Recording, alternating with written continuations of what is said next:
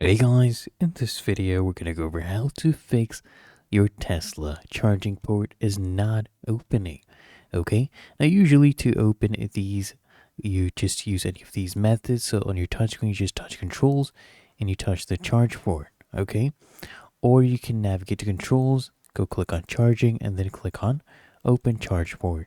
Right, and if these methods do not work, basically the issue is usually in extremely cold weather, icy conditions, your charge port latch may freeze into place.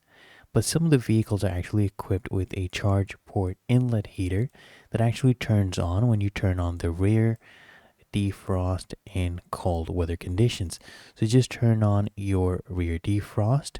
Okay, you can also go ahead and schedule preconditioning, where basically you'll set a time where you want your vehicle to be ready to drive. You set that up and it will go ahead and do a rear defrost, and that should help it to go ahead and latch out. Now, if you found this video helpful, make sure you smash the like button and subscribe to frequently asked questions.